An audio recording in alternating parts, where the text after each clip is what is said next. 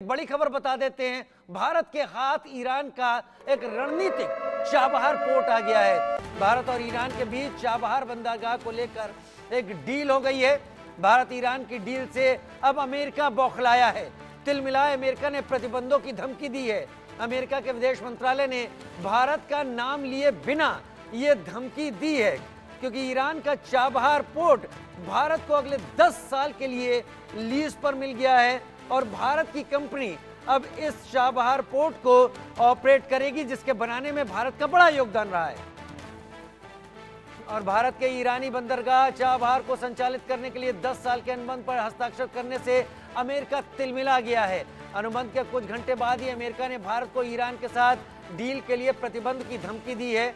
अमेरिकी विदेश विभाग ने कहा है कि ईरान के साथ डील करने वाले को प्रतिबंध से सावधान रहना चाहिए। सोमवार को भारत और ईरान ने रणनीतिक चाबहार पोर्ट को लेकर अनुबंध पर हस्ताक्षर किए थे, जिसके बाद 10 साल के लिए इस बंदरगाह के संचालन का अधिकार भारत को मिल गया।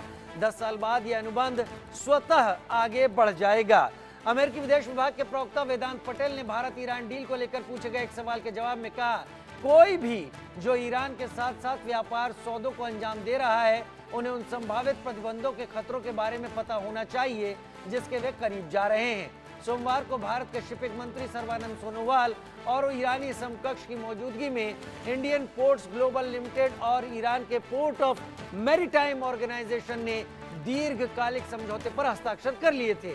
ओमान की खाड़ी के पास ईरान के दक्षिणी तट पर सिस्तान बलूचिस्तान प्रांत में स्थित चाबहार बंदरगाह को भारत विकसित कर रहा है। भारत क्षेत्रीय व्यापार को बढ़ावा देने के लिए चाबहार बंदरगाह पर जोर दे रहा है। इसके रास्ते भारत को अफगानिस्तान और मध्य एशिया तक पहुंच हासिल होगी और पाकिस्तान को बाईपास करने में भारत सक्षम होगा। इससे पहले भारत को अफगानिस्तान तक पहुंचने के लिए पाकिस्तान की जरूरत पड़ती थी। इसके साथ ही इस रणनीतिक बंदरगाह को पाकिस्तान में चीन की मदद से विकसित किए जा रहे ग्वादर बंदरगाह के विकल्प के रूप में भी देखा जा रहा है।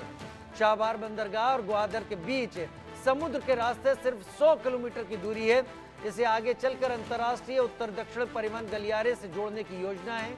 7,200 किलोमीटर लंबा यह गलियारा भारत को ईरान, अजरबैजान के रास्ते होते हुए रूस के सेंट पीटर्सबर्ग से जोड़ेगा।